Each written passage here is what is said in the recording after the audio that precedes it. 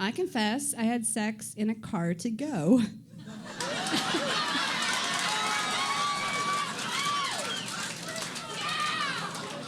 That is some flexibility. I know. So I'm not, and yeah, them things are tight. This podcast is intended for those 18 and over. If that's not you, please check out scarletine.com and come back to this podcast when you are of age. Thank you for downloading the BedPost Confessions podcast. BedPost Confessions is an Austin, Texas-based monthly reading and performance series about sex, sensuality, and the steamy side of life. Between performers, we ask audience members to anonymously submit anything worthy of a confession, which is then read aloud by one of our producers. The performance you're about to hear by Adam Sultan, titled Reasons to be Thankful, was recorded on November 10th, 2011. A quick warning to the podcast listener. Adam's story has a rather crude opening storyline, but stick with it because the piece takes you on a humorous adventure about the human body and sex. Here is Adam Sultan. I licked my lips, savoring the last of my aunt's famous pecan pie, and carried my plate into the kitchen as Thanksgiving dinner came to a gluttonous close. Relatives and old family friends returned satisfied to their slothy days in front of the TV or lazy gossip in the kitchen. I said a quick farewell, deciding to walk the half mile back to my pad. I figured it would be in good taste, as this orgy of roast meats and buttery desserts I had consumed was acting up like a gangbang in my stomach. Better save that after party for home. I texted my girl Sandra, who was bored at her BFF's, hardly satiated and more than willing to meet me for a wicked hot nightcap. I'd just have to make room for it. And for Sandra, I'd make all kinds of room. I read her reply, "On my way, get that shit ready, XOX. I picked up my stride, but now I'm not feeling so hot. Within a few yards, I acknowledge that speed will play a huge factor in my safe arrival. Something is very going on down there. I got an uneasy feeling. I am walking briskly. Now I am running. I am sweaty. I am feeling a sharp pain below the belt, an irritable stirring. Moving south, down and out. I will be very down and out if I don't make it home in time. I am running. I am walking carefully, clenching muscles, but not too tight. I am sort of skipping. I am talking to myself. Just a few more blocks, buddy. Relax. Oh, fuck, oh, fuck, oh, fuck, oh, fuck. Okay, just be calm and practical. Where are the keys? You pull your keys out of your pocket, locating the house key and positioning it in your fingers in order to gain laser-sharp aim at the keyhole when you arrive, minimizing any precious time wasted. You even imagine the order of things you will let loose as you shoot into your apartment and rocket toward the bathroom. First the keys, on the table if they make it. Then your belt, unbuckle it, but don't trip with your pants down. Kick off your shoes. Wait, doesn't matter, don't kick off your shoes. Just loosen the pants. The keys, the pants, then the bowels.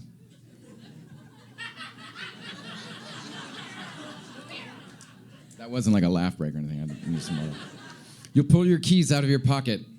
Wait, did I already say that? Yeah. I was now only 2 blocks away from home, supplicating whatever gods there are of potentially embarrassing bodily functions to guide me, accident-free and with lightning haste to my destination, the golden toilet. It's not actually golden, but... At the same time, I could sense the wrath of a vengeful, overweight devil performing a river dance in my intestines while juggling flaming bowling pins and laughing heartily. I tightened my sphincter more. God damn it, what am I, 5? How can I not see this coming? Okay, 1 more block, we almost there. Got them keys, we got them here. On our way. Ow, slow, shit, a little faster.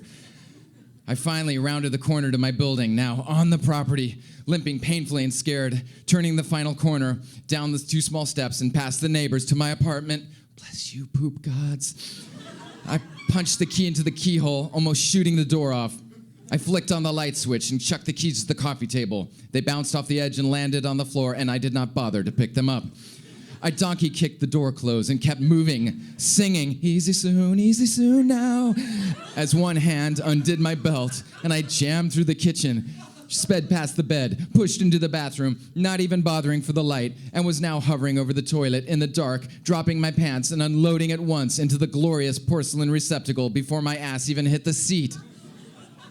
I then sat with relief, discovering the one part of the plan that had failed. I had neglected to lift the lid.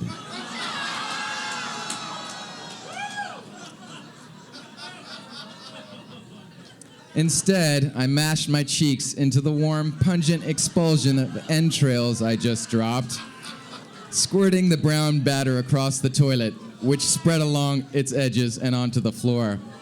I'll give you a minute with that one.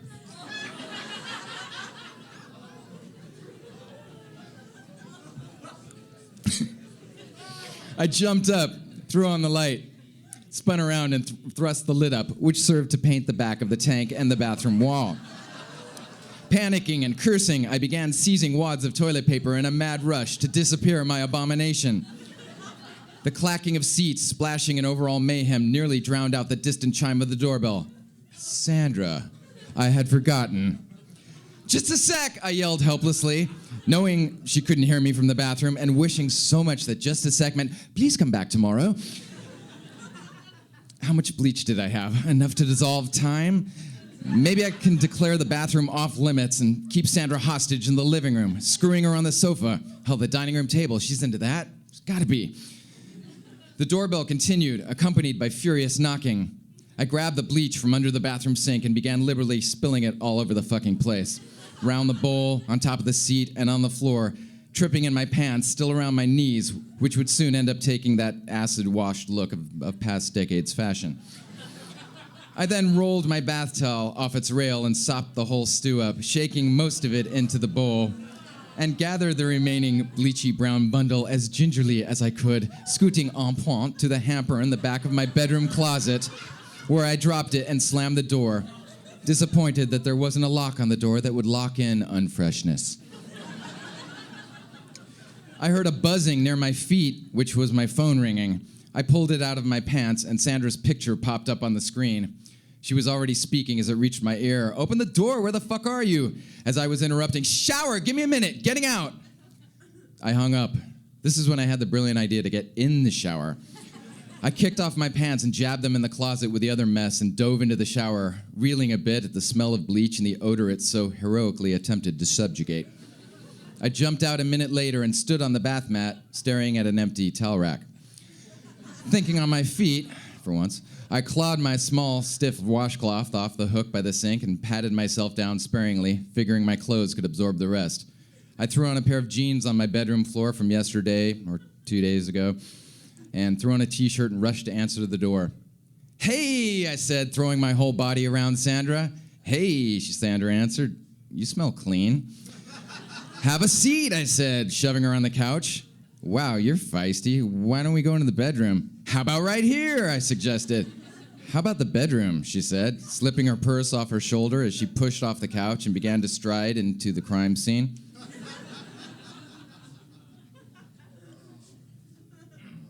I followed her quickly, hoping to get her under the covers and on the side of the bed opposite the bathroom as quickly as possible. I managed, thankful that Sandra bore little of the patience or interest in conversation I have had with more patient conversational girlfriends. Her slip dress rose above her head in unison with the jumping out of my second uniform, and we laughed and smiled at our synchronized dance moves and scrambled under the sheets, where I roughly buried my face in hers. She pulled back after a moment to inquire, "Did you fart?" No, did you? Of course not. Oh yeah, I forgot, girls don't do that.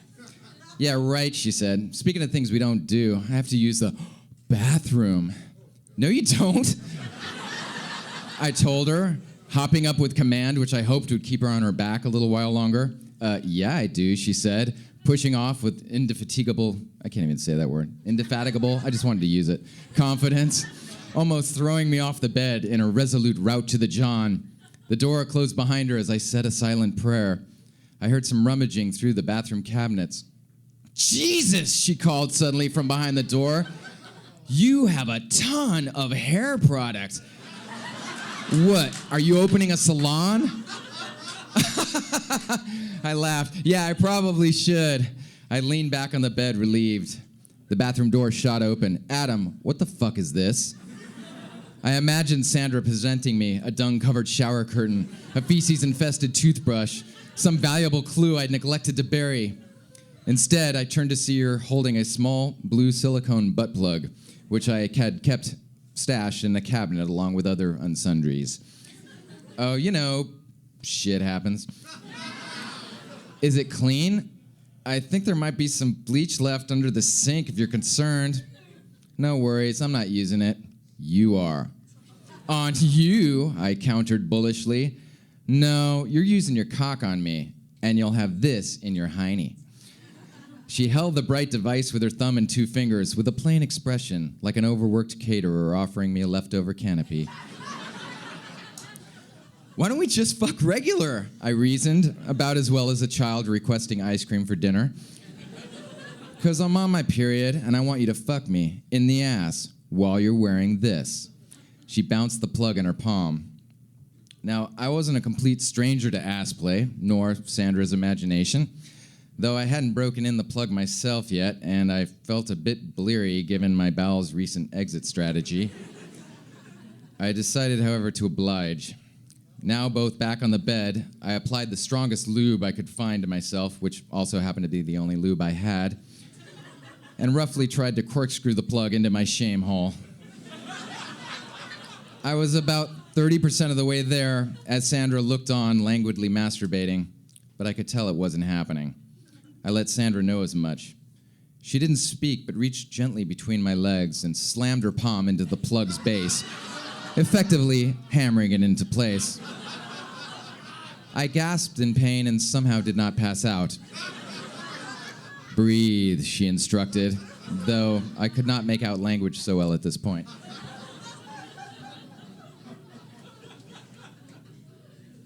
I then struggled to my knees and asked, "And what can I do for you?"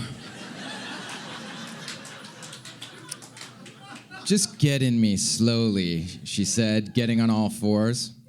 I started to gently massage her anus with a moistened middle finger, preparing to cautiously work in one nail-trimmed digit at a time. She swatted my hand away, grabbing for my cock. "Just get in me slowly." No point in lingering, I learned, so I squeezed a spoonful of lube into my palm and carelessly smeared it over my dick and Sandra's happy star and slid in with surprising ease. Sandra all but let out a tiny sigh as I held myself motionless. Then she breathed in and began a plaintive whine that rose rapidly into an alarming shriek. "You motherfucker!" I panicked and tried to assuage her and remove myself as swiftly as possible. "I'm so sorry." To this, Sandra turned her head all the way around, like Linda Blair in The Exorcist, and answered in a hoarse, demonic tongue, "Fuck me, motherfucker! Just fuck me!" She returned her face in the pillow, and her ass began to pump wildly, setting my cock in opposing motion. I was stunned at her resilient rear, working like it was a second vagina or something. I still managed to remain cautious, grabbing her ample hips and imagining I was driving a packed school bus over a rocky overpass. In no time she came, which is to say she released a series of piercing howls I gathered was a cause for celebration and not alarm. I was confident the neighbors had notified the police. Sandra exhaled with her whole body and spoke toward the pillow she was facing. "You gonna come for me now, you little faggot?" She had a way with words that could have depressed me, but she was mostly correct. I grunted and hammered away at her strangely relaxed sphincter, hunching over and scooping up her milky breasts that were splayed across the mattress. She reached between her legs and mine and now had my balls in her hand and was rolling and squeezing them. My scrotum tightened as she scratched at it. I clawed into her back and arched upward, howling at the gathered dust on the ceiling fan as I came. "Ah, you fucking bitch!" I shouted as I pumped my seed into her ass. She hummed a single note of satisfaction. I grabbed at her hair, yanked her head back. "Holy fuck, you fucking whore!" I surprised myself sometimes. I laughed at the pleasure and release of my seemingly endless orgasm. Sandra was stoic by contrast. I rolled her over and pressed my chest into hers, relishing in the warmth of our hearts touching, drinking in her cool, wet mouth. I then flopped over on my back. "Need a hand getting that thing out?" she asked. I'd completely forgotten I was still wearing the butt plug. Maybe I was getting better at something. "No, I'll deal with it in a bit." I had no idea how I was going to deal with it, but it would probably be when Sandra was gone and I was tending to laundry. "How was your Thanksgiving anyway?" she asked. "Filling." "Me too, I guess." "Ugh, I have to poop," she said. She caught me wincing. "God, you're such a prude." I reminded her that I had just righteously fucked her in the ass while wearing a butt plug. She gave me a pass. She returned to the bathroom, which I could now assume was keeping its dirty secret. As the door was closing, I called to her. "Lift the lid." "What?" "Make sure the lid is up." "I'm not stupid." That makes one of us, I thought to myself, as my stomach moaned for another slice of pecan pie. Just a tiny one. Thanks, Oak.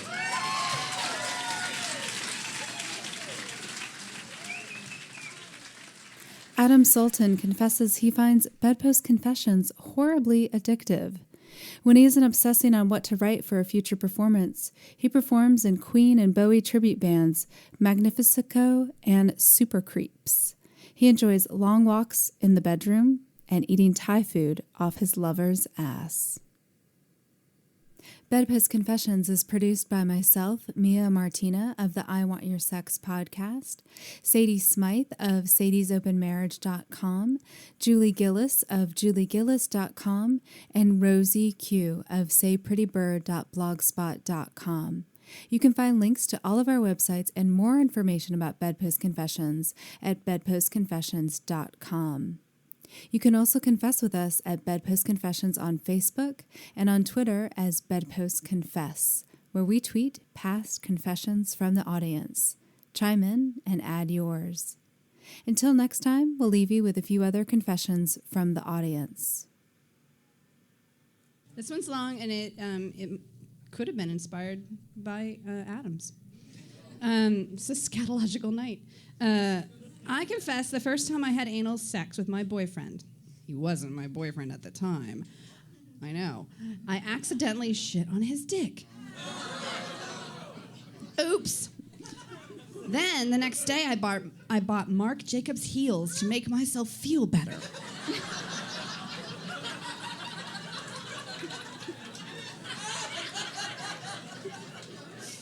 They looked way better than poop on a dick.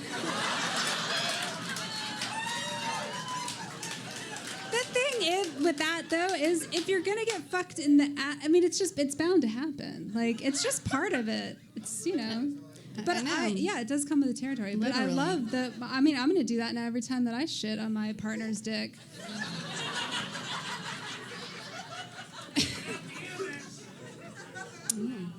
Confess, I like to give my boyfriend a blowjob in his sleep until he gets hard and then stop.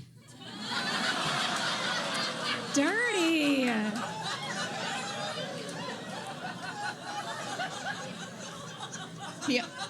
He always wonders why he wakes up so horny.